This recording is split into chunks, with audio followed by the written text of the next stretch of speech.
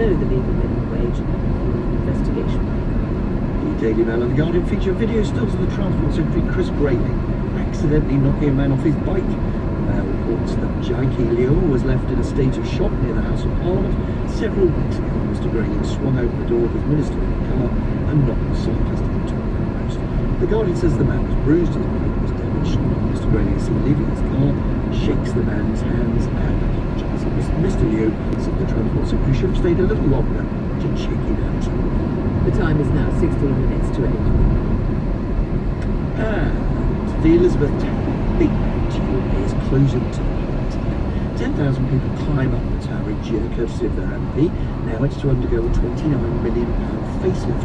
And from January, it will be scaffolded for about 3 years, the longest conservation work in its history. It will also mean the bells being silenced for around 6 months. Big Ben's familiar face and bells will be missed, perhaps not more so than here at the BBC. It's heard and seen every day on radio and television. Nicola Stanbridge took a last trip up the tower before works begin. Steve Jacks is the keeper of the Great Clock. You're now entering the Elizabeth Tower, climbing 334 steps to the belfry.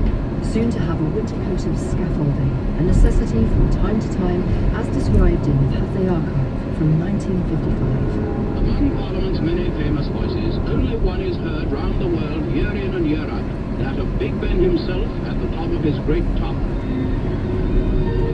So great a public figure requires careful grooming to keep him in trim, and that's a major task. My guys, they have to climb here 3 times a week to do the clock winding. Where are we now? We're behind what we call the south face of the Elizabeth Tower. It will be necessary to remove this lattice framework and remove the glass. And we are now sourcing a glass identical to this because this is no longer produced. The clock tower was completed in 1859, designed by Sir Charles Barry and Augustus Pugin after fire destroyed the old Palace of Westminster. At its heart, the mechanism room, where we pause next. There is a pendulum swinging, so that tick that you hear in the background, which is very therapeutic when you're up here doing the time change work, it's a 2-second swing click. We adjust the speed to make it go faster or to make it go slower by adding just one of the old decimal pennies to the pendulum. We like to keep this clock within 2 seconds of accuracy, and on New Year's night we are now working towards making this exactly accurate with the leap second. We're now coming up to the 1/4 chimes, with the wheels and the ironwork going round and going up to what we call the link room, and then they go up to the quarter bells upstairs. They will start moving. It's turning into a busy morning across the city and county now. First to the eastern bypass, we've got some slow moving traffic between the Littlemore roundabout and the Hayford Hill roundabout. A car has hit the central reservation about 10 metres just after the Littlemore roundabout, so police are on the scene to lend a hand there, but traffic is very, very slow now, squeezing past there. That's also starting to affect the flow of traffic coming down from Cowley Junction towards the Littlemore roundabout. Some delays too along the Sunderland Avenue side of the A40 Northern bypass between the Wolverhampton traffic lights and the Cotswold traffic lights. Reports of a broken down car there, which is slowing things going down from Wolverhampton on that side of the city. Into the city centre itself, not looking too bad actually along the Woodstock and Banbury Road and London Road and Abingdon Road, all pretty good for this hour of the morning.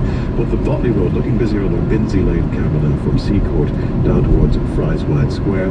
Just a word of caution too, it's turned into a very, very foggy morning across the county, particularly in certain areas now around Bampton and Burford and Lechlade and Farringdon, all looking quite foggy. Just looking at Bicester as well, very, very bad up around Bicester this morning. Junction 13 not looking too bad, but also a little bit patchy on the M40 on your approach to Junction 13 for the A34. Live from the Oxfordshire Traffic Control Centre, I'm Al Ryan. Call with your travel news.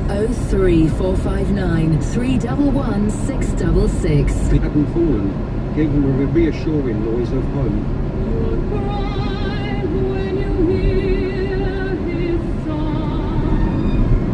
Close to the hammer now as anybody has ever been to that hammer. In the motor room downstairs, the bit that actually makes all this work, the wheels are starting to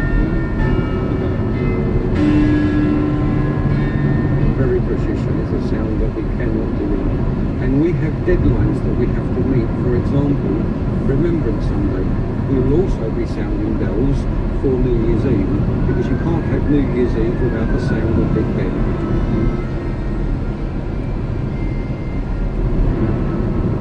A sound we cannot do without. We're still trying to find out what you will have at the beginning of your news bulletins, whether it will be a recording of Big Ben or whether it will be... Watch out, vehicle stopped on shoulder ahead.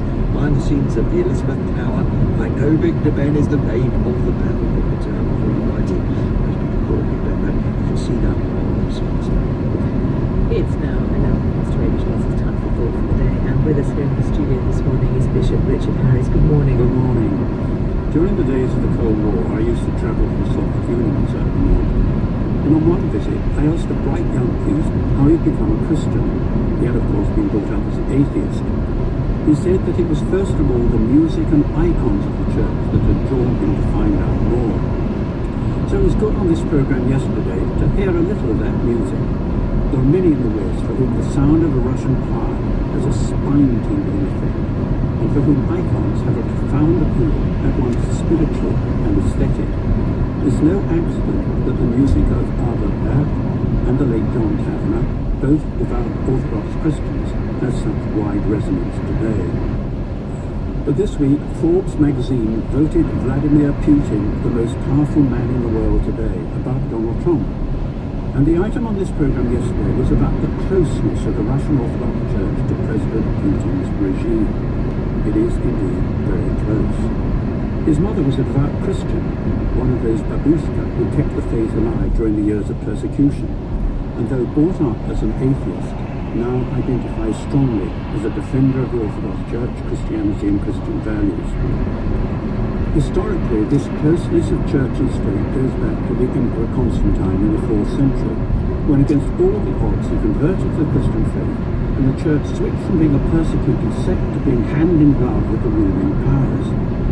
For some Christians, this has always been the great betrayal, because the church should be the critic of the state, not its partner.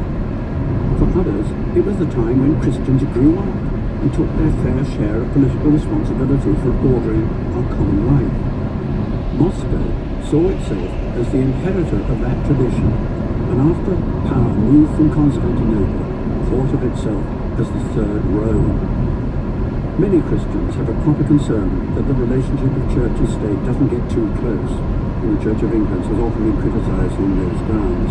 When I was on the Royal Commission for the reform of the House of Lords, I certainly heard them from the non-conformist churches in this country. For Christians who take politics seriously, as I think we all, this is not an easy relationship to get right. We're human, we can go wrong. So I'm driven back to some words of St. Paul, that we who hold the treasure of the gospel are very much earthen vessels, clay pots are pots, fragile and indeed flawed. We can hug power for the advantages it brings, rather than out of real service for the country. That was Thought for the Day with Bishop Richard Harris. It's now 9 minutes to 8. He may not have had a red box to wave for the cameras, but Derek Mackay did make history yesterday. He was the first Scottish Finance Minister to unveil a budget since the Scottish Government was devolved the power to control income tax rates. Mr Mackay chose not to increase the basic or indeed the top rate, but he did decide not to match rises in the tax threshold, a form of tax cut, of course, introduced by the Westminster Bill. Derek Mackay joins us on the line this morning. Good morning to you. Good morning. Why did you not do more with that power that you had long campaigned to get? Well, I think it's right that the Scottish Government takes a balanced approach on tax so that I can raise revenue for public services, but also ensure that I don't take a gamble and unnecessary risk with taxation to ensure that Scotland continues to be an attractive place to live, work and invest. Attractive, you say, but it's still the case, isn't it, that if you live in Scotland as against England, Wales and Northern Ireland next year, you may end up with a bill more than £300 higher in tax if you're someone who would have benefited from the raise in that high rate tax threshold. But you were also correct to say that I've frozen the basic rate, the higher rate and the additional rate. And in Scotland there are public services and commitments, part of the social contract that we really value, such as no prescription charges in Scotland, concessionary travel, free education, that means no tuition fees, and major investment in the infrastructure of our country, as well as very competitive